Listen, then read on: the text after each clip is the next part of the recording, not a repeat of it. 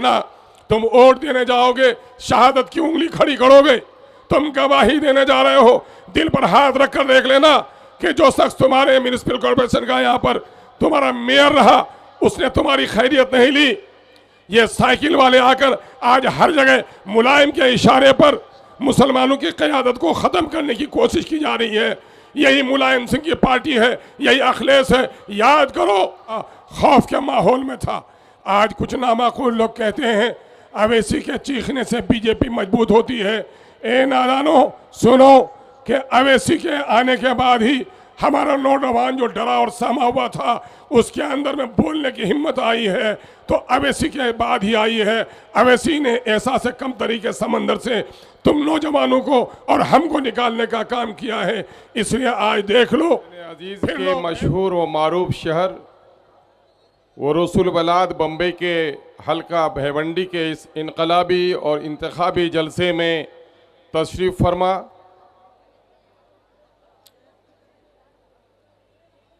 हैदराबाद से पार्टी के ज़िम्मेदार साथी जनाब भाई अतहर फारूकी साहब जो सदारत कर रहे हैं, आपके हमारे हिंदुस्तान के मज़लूमों, मखहूरों, मायूसों और महरूमों की एक तवाना आवाज़ जनाब भाई वारिस पठान साहब, उम्मीदवार हल्का भैवंडी, राजस्थान से आए हुए पार्टी के सदर जनाब भाई जमील साहब, रियासत बिहार के सीमांचल से तशरीफ़ फरमा हजरत मौलाना व मुफ्ती अतहर जावेद कासमी साहब, दिगर ज़िम्मेदारान मजलिस, मेरे बुज़ुर्गों और नौजवानों, अजीज़ों, मीडिया के सच्चे साथियों और मेरे मुस्लिम और गैर मुस्लिम भाइयों, आपके चेहरे बुशरे को देखकर, आपकी पेशानी की रमक और आँखों के नूर को देखकर अब ये यकीन पुख्ता एतमाद में तब्दील हो गया है कि इंशाअल्लाहुल अज़ीज़ भैवंडी की आवाम ने अब की बार फैसला कर लिया है, जालिमों से नजात हासिल करने का फैसला कर लिया है और अपने मुक़द्दर को संवारने के लिए अपनी सफ़ों में इत्तेहाद पैदा करना और अपनी क़यादत को पैदा करने का फैसला कर लिया है। इसके लिए हम आपको मुबारकबाद देते हैं। मेरे अजीज़ों, मैंने मुख्तलिफ जलसों में इस वक्त इख्तिसार के साथ अपने नौजवानों के सामने में मुल्क के तारीख़ी वाक़यात को बहुत ही संक्षिप्त में रखने की कोशिश की है। नौजवानों, कारोबारी साथियों, मज़दूरों और ताजिरों, इस वक्त हमारी नई नस्ल हकीकी तारीख़ से महरूम हो गई है। इसलिए मैं चाहता हूं कि वतन अजीज़ में आज जो मुसलमान हर तरफ परेशान है, हर तरफ मायूस है, कहीं आलिम की दाढ़ियां नोची जाती हैं, कहीं उनके सरों के ताज टोपी को उछाला जाता है, कहीं हमारी बेटियों के बुर्के तार तार किए जा रहे हैं, खुदा के घर मुक़द्दस मस्जिदों पे तालाबंदी की साजिश चल रही है, खाने खुदा को तोड़ा गया है, कब्रिस्तानों पर नाजायज़ कब्जे हो रहे हैं, वक्फ बिल के ज़रिए से औकाफ की जायदाद को हड़पने की नापाक साजिश हो रही है और पूरे मुल्क में मुसलमान इस वक्त मायूसी से और परेशान हाली से दो चार है। मेरे अजीज़ नौजवानों, तुम उम्मत मुस्लिमा के फ़र्द हो, दुनिया की मुहज़्ज़ब तरीन कौम तुम हो, तुम्हारी तहजीबी अलामत तुम्हारे अफ़आल व अक़वाल से ज़ाहिर होने चाहिए। जिस महफिल में जब बैठो उस महफिल के अदब का तकाजा है, जो तुमसे मुखातब होता है वो तुम्हारा अमीर होता है। और इस वक्त जान लो, या उठने के लिए भी बैठने के लिए भी तुम्हें आदाब महफिल का ख्याल रखना पड़ेगा, चूँकि इस वक्त क़यादत को जन्म देने के लिए आए हो। और मेरा कायद आज वारिस पठान जब बैठा हुआ है, वो खड़े होने के लिए हो कहे तो खड़े हो जाओ, बैठने के लिए कहे तो बैठ जाओ। अगर ये अतात सब बंदी सीख ली और अपनी अमीर की अतात सीख ली तो फिर तुम्हारी सफ़ों में कभी दरार पैदा नहीं होगा। मैं तुमको इसके लिए मुबारकबाद पेश करता हूँ। मेरे अजीज़ों, इस मुल्क में, हिंदुस्तान में इंसान इंसानों से नफरत करता था। दलित भाइयों को अमीरों के दरवाजे पर, बड़े लोगों के दरवाजे पर जाते वक्त मुख्तलिफ किस्म के हालात से दो चार होना पड़ता था। कमर में हांडी बंदी होती थी, झाड़ू बंधा होता था, इसलिए कि जब वो अमीरों के दरवाजे पे जाए, जहाँ कुत्ता और सुअर भी चले, उसके पाँव के निशानात रह जाएं तो रह जाएं, लेकिन दलित के पाँव के निशान नहीं रहने चाहिए। अगर थूकने की जरूरत हो तो वो कुत्ता और बिल्ली को मैला करने की इजाजत थी, लेकिन दलितों को बड़ों के दरवाजे पर थूकने की भी इजाजत नहीं थी। इस मुल्क में साहबा आए, ताबई आए और हमारे असलाफ ने इस मुल्क में दलित भाइयों को गले लगाया और इस्लाम का पैगाम उस तक पहुंचाया और उन्हें बताया कि इस संसार का खुदा ही एक नहीं है, बल्कि सारे इंसान एक माँ बाप के औलाद हैं। तुम मेरे भाई हो, तुमको मैं गले लगाता हूँ। वो दलित आंखें फाड़ फाड़ कर देखने लगा और नतीजा ये हुआ कि एक बड़े तबके ने कलमा ला इलाहा इल्लल्लाह पढ़ा। मेरे भाइयों, इस मुल्क में दलितों को इज्जत देने का काम मुसलमानों ने किया। फिर अल्लाह ने इस मुल्क में मुसलमानों को बादशाहत बख्शी तो इंसाफ और अदल कायम किया। शमशीरों की ताकत पर दुश्मनों का गर्दन तो जरूर काटा, लेकिन ताकत की बुनियाद पर किसी को कलमा पढ़ने पर मजबूर नहीं किया। और टुकड़े टुकड़े के भारत को अगर किसी ने महान भारत बनाया तो योगी के मोदी के पिता ने नहीं बनाया। अगर टुकड़े टुकड़े के भारत को किसी ने महान हिंदुस्तान बनाया तो उसका नाम औरंगजेब रहमतुल्लाह अलैह। तीसरी तारीख में तुम्हें बताता हूं कि जब मुल्क गुलाम हो गया और अंग्रेजों से निजात हासिल करने की कोशिश की गई तो सबसे ज़्यादा गर्दन अगर किसी ने कटाई तो मुसलमानों ने कटाई, और मुसलमानों में भी सबसे ज़्यादा गर्दन अगर किसी ने कटाई तो हमारे उलमा ने कटाई। 1857 की तारीख तुम्हें याद होनी चाहिए कि दिल्ली से पेशावर तक का कोई ऐसा दरख्त न था जहाँ उलमाए दीन को फांसी के फंदे पे लटकाया नहीं गया था। अजीज नौजवानों, याद करो, दलितों को इंसान होने का पैगाम, टुकड़े टुकड़े के मुल्क को अजीम हिंदुस्तान बनाने का काम, या फिर अंग्रेजों से निजात हासिल करने के लिए मुसलमानों ने जो कुर्बानी दी है उसकी कोई नज़ीर नहीं पेश कर सकता। लेकिन आज आज़ाद हिंदुस्तान में हालात क्या हैं? आज़ाद हिंदुस्तान में मुसलमानों के हालात दलितों से बदतर हो गए हैं। जो चाहता है उन्हें जलील कर देता है। आज तालीम में हम पीछे हैं, आज तिजारत में हमको परेशान किया जा रहा है, मुल्क की अदालतों में हमारे साथ नाइंसाफियों का एक सिलसिला दराज है। बीच बीच में कभी इंसाफ मिल जाती है, लेकिन अक्सर हमको दलीलो ख़ार किया जाता है। मेरे अजीज़ों, कभी गौर किया आपने, अंग्रेज़ों ने सन 1857 में हमारी मस्जिदें तोड़ी, हमारे मदरसे तोड़े, हमारे मोहल्लात को उसने खाकस्तर किया, और यही काम मुल्क के बंटवारे के वक्त भी हुआ। बेशुमार मस्जिदें तोड़ी गईं, नौजवानों के सीने पे गोलियां दागी गईं, माओ बहनों की इज्जत लूटी गई।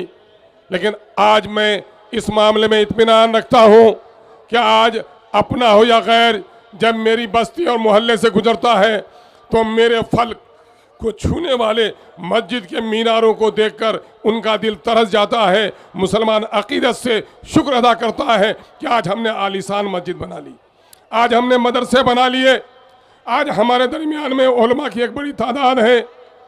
लेकिन दूसरी तरफ देखो कि इन मदरसों के बावजूद भी, उलमा की तादाद के बावजूद भी, मस्जिदों के मीनारों के बुलंदी के बावजूद भी मुसलमानों की हालत इस मुल्क में अच्छी नहीं है। गौर करो मुसलमानों, ऐसे हालात क्यों आ गए? इन हालात को जब तक समझ नहीं लोगे सही फैसला नहीं कर पाओगे। इसकी असल वजह और वाहिद वजह यह है कि मुसलमानों ने इस मुल्क के पार्लियामेंट और असम्बली में अपनी हिस्सेदारी छोड़ दी। मैं तुम्हें क़यादत की बात हम में से हर कोई करता है, लेकिन मेरे नौजवानों, तुम्हारी समझ में बात नहीं आती ये क़यादत क्या भला है। मैं तुम्हें एक मिसाल से समझाता हूँ। गांव का अब्दुल पहलवान 100 किलो वजन है उसका, खड़ा होता है तो सामने का आदमी डर जाता है। लेकिन एक वक्त आता है कि अब्दुल पहलवान हादसे से दो चार हो जाता है, उसकी दोनों टांगें कट जाती हैं, 30 किलो वजन की टांगें कट जाती हैं। अब्दुल पहलवान लंगड़ा हो गया है, लेकिन अब्दुल है। हादसे में उनके दोनों बाजू कट गए, जिनका वजन 15 किलो था, लेकिन अब्दुल है। अब्दुल के पांव कट गए और बाजू कट गए, लेकिन अब्दुल है। ये बताओ जरा मुझे, क्या अब्दुल की गर्दन कट गई? अब्दुल है कि अब्दुल की लाश है? बोलो, लाश है। सुनो, जिस तरह जिस्म में सर नहीं हो तो वो जिस्म लाश है। जिस कौम का कोई सरदार और अमीर नहीं हो वो भी लाश की तरह है। असल यही बात मैं तुम्हें कहने आया हूं कि आज अपने सफ़ों में इमाम पैदा करो। याद करो, बैरिस्टर असदुद्दीन अवैसी से पहले आतंकवाद के नाम पर मुसलमानों को गिरफ्तार किया गया। हर जगह नौजवान सहमा हुआ था, डरा हुआ था, खौफ के माहौल में था। आज कुछ नामाकूल लोग कहते हैं अवैसी के चीखने से बीजेपी मजबूत होती है। ए नादानो, सुनो कि अवैसी के आने के बाद ही हमारा नौजवान जो डरा और सहमा हुआ था उसके अंदर में बोलने की हिम्मत आई है तो अवैसी के बाद ही आई है। अवैसी ने ऐसा से कम तरीके समंदर से तुम नौजवानों को और हमको निकालने का काम किया है। इसलिए आज देख लो, फिर लो। ए नौजवानों, तुम किधर को जा रहे हो? तुम्हें अपनी क़यादत की फिक्र होनी चाहिए कि आज केरल में मुसलमान 24% है और आसाम में 35% मुसलमान है। मुसलमानों का लीडर आसाम में नहीं है, आसाम जलीलो खार है। केरल में मुसलमानों की पार्टी है, मुसलमान खुशहाल है। 12% मुसलमान तेलंगाना के अपने सियासी अमीर को माना है और 12% मुसलमान जितनी खुशहाली से जीता है, देश के दूसरे हिस्सों में मुसलमान को इज्जत नसीब नहीं है। ये कौन सी ताकत है?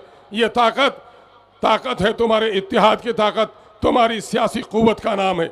इसलिए मैं अक्सर यहाँ कहता हूँ, रिश्तेदार तुम्हारे बड़े अमीर हो, कबीर हो, एक साथ तुम्हारे मामू खालू फूफा मर जाए, बच्चा यतीम नहीं होता है।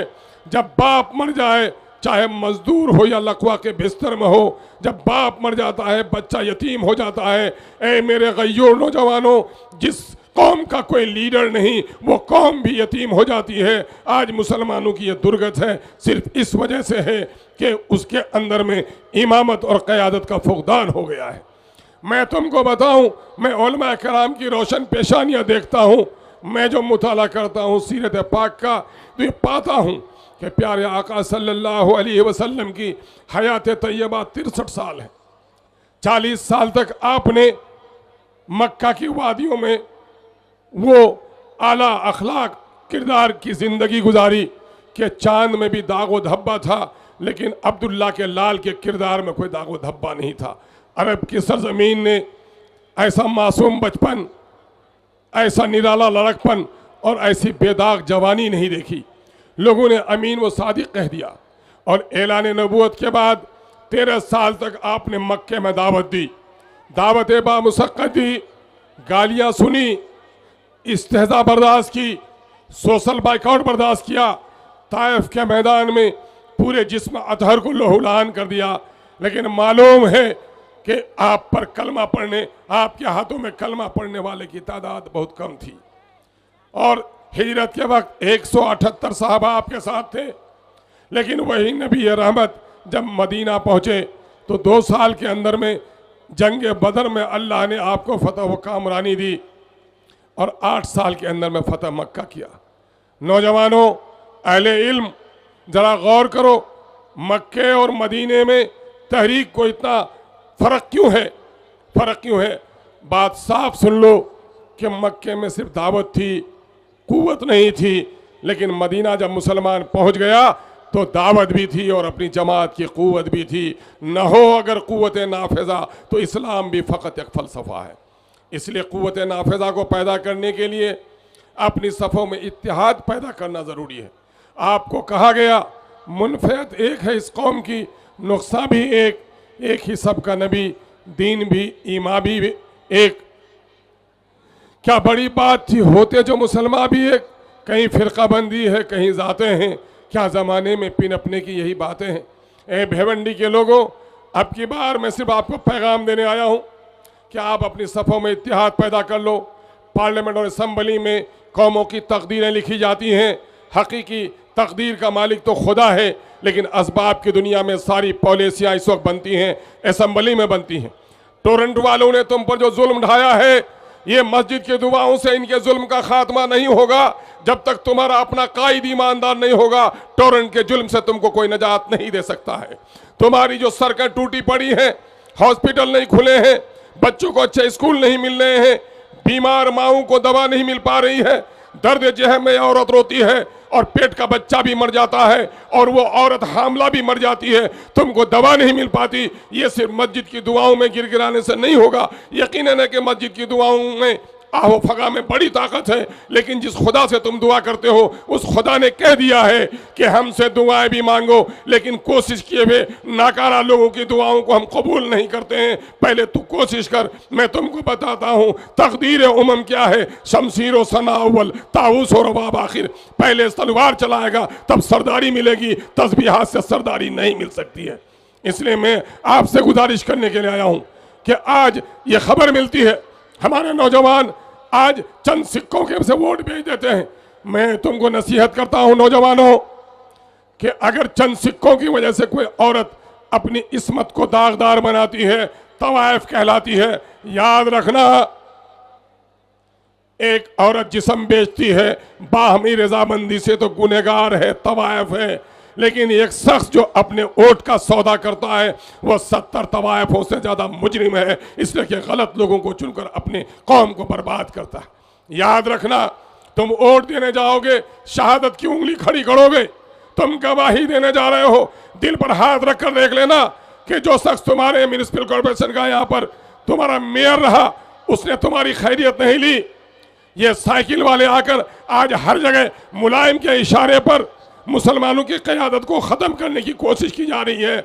यही मुलायम सिंह की पार्टी है, यही अखिलेश है। याद करो 2013 में मुजफ्फरनगर में तुम्हारी माओ बहनों की इज्जत टूटी गई, ये नाश तमाशा सफाई में देखता रहा। अगर तुमको उन जालिमों से बदला लेना है, गोदरा की चीखती हुई बिल्किस के आंसुओं को पूछना है, सोहराब के आंसुओं की कीमत तुमको अदा करनी है, तो मेरे भाइयों अपने वोट का सौदा मत होने देना। अपना एक एक वोट अपने ज़मीर की आवाज़ पर, पतंग के निशान पर डालना। जानो, अगर यहाँ से साइकिल जीतेगी तो मजबूत कौन होगा? बोलो कौन होगा? अखिलेश। अरे ये खामोश मिजाजी तुम्हें जीने नहीं देगी। इस दौर में जीना है तो कोहराम मचा दो। जालिमों का नाम लेते हुए मत डरो, फिरौन और हामान का नाम हम लेते हैं। बोलो साइकिल जीतेगी तो कौन मजबूत होगा? और दूसरी पार्टियां जीतेंगी तो बीजेपी जीतेगी तो कौन मजबूत होगा? मोदी मजबूत होगा। और वारिस पठान जीतेगा तो कौन मजबूत होगा? अवैसी मजबूत होगा। अवैसी जब सीना तान कर पार्लियामेंट में बोलता है तो तुम्हारा सीना चौड़ा होता है कि नहीं?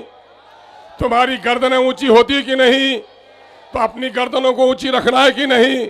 अगर अपनी गर्दनों को ऊंची रखना है, अपने सीने को चौड़ा करना है, और उन कमबख्तों को भी कह दो कि अवैसी के बोलने से क्या होता है। ए नादानो, जब तुम्हारी पैदाइश हुई थी, जब तक तुम नहीं रोए थे माँ रोती थी। जब तुम रोने की आवाज़ आई तो माँ को खुशी हुई कि मेरा बेटा गूंगा पैदा नहीं हुआ है। कहते हो बोलने से क्या होता है? पूछ लेना अपनी अम्मी और अब्बा से कि बोलने के बाद ही तुम्हारे माँ बाप का निकाह हुआ था। तुम कहते हो बोलने से क्या होता है? तो मोहसिन इंसानियत ने पैगाम दिया, जब बुराई को देखो तो ताकत से रोको, हाथ से रोको। हदीस का मफहूम है, अगर ये कुव्वत तुम में नहीं हो तो अपनी ज़बान से टोको, अगर ये भी कुव्वत नहीं हो तो दिल से बुरा समझो। ये ईमान का ज़ईफ़ तरीन हिस्सा है। ए मसलहत पसंदो, तुमने मसलहत की आड़ लेकर हक की आवाज़ उठाने वाले की ज़बान रोकना चाहते हो, ये मुनाफिकत अपने दिल से निकाल दो। एक आखिरी बात कह के जाऊँगा कि आज हैदराबाद को जो भी फजीलत हासिल है, मक्का मस्जिद अगर है हैदराबाद में तो जामा मस्जिद दिल्ली में भी है। चार मीनार अगर हैदराबाद में है तो कुतुब मीनार के मीनारे की बुलंदी दिल्ली में उससे भी ज़्यादा है। दिल्ली के लोगों को वो अजमत हासिल नहीं है जो हैदराबाद के लोगों को है। क्यों? ये कुतुब मीनार की वजह से नहीं, ये चार मीनार की वजह से नहीं, ये मक्का मस्जिद की वजह से नहीं। यकीनन ये हमारी शान और शौकत है और खाने खुदा अल्लाह का घर है, वो तक़द्दुस का हमारा घर है। लेकिन असल जो फजीलत मिली है वहाँ के मुसलमानों को, वो अपनी क़यादत की वजह से मिली है। आखिरी वाकया सुना कर जाता हूं। सन 1948 में इसी कांग्रेस पार्टी ने ऑपरेशन पोलो किया था और हैदराबाद में 1 लाख से ज्यादा लोगों को शहीद किया था। घर घराना ऐसा था कि खानदान में अपनी मैयत को कंधा देने के लिए भी कोई नहीं बचा था। ऐसे वक्त में मुसलमानों में यह खौफ तारी थी। चंद साल गुजरे थे, अभी जैसा कि शौकत भाई बता रहे थे, मौलाना अबुल कलाम आजाद अली रहमान ने कहा था अब कोई सियासी अलग जमात मत बनाओ। केरल के लोगों ने कहा नहीं मौलाना, ये हुक्म रब्बानी नहीं है, आपका हकीमाना वक्ती फैसला था। चंद साल गुजर गए, हम अपनी पार्टी बनाएंगे। और चंद साल गुजरने के बाद सन 1955-56 के करीब अवैसी साहब के दादा बैरिस्टर असुद्दीन और अकबरुद्दीन अवैसी के दादा, अल्लाह गरीक़ रहमत करे उस बुजुर्ग को, जिसको हम अब्दुल वाहिद ओवैसी के नाम से जानते हैं, उसने साइकिल रिक्शा पर बैठकर MIM का झंडा लिया, लोगों को दावत दी, आओ अपनी मरकजी सियासत पर मुत्तहिद हो जाओ। मसलहत पसंदों ने, बुज़दिलों ने, गुलामाना ज़हनत रखने वालों ने कहा ए ओवैसी इतनी गर्दनें कट गई हैं, अभी तेरे को इत्मीनान नहीं हुआ। अवैसी के दादा ने कहा, अब्दुल वाहिद ओवैसी ने कहा, ए बुज़दिलो, ए गुलामों, बिल्ली पालतू हो जाती है, चंद महीनों तक रखो तो जंगल का बहुत सारा जानवर पालतू हो जाता है, लेकिन हजारों बरस पिंजरे में शेर को रखोगे तो कभी वो पालतू नहीं हो सकता है। उसको आज़ादी चाहिए। तुम डर गए हो इन हालात से, तुम गर्दन झुका के जीना चाहते हो। यकीन जानो अगर तुमने गर्दन झुकाकर जीने की आदत बना ली और बुज़दिली को अपने सीने में जगह दी तो याद रखो तुम्हारे नस्लों में गुलाम जन्म लेगा।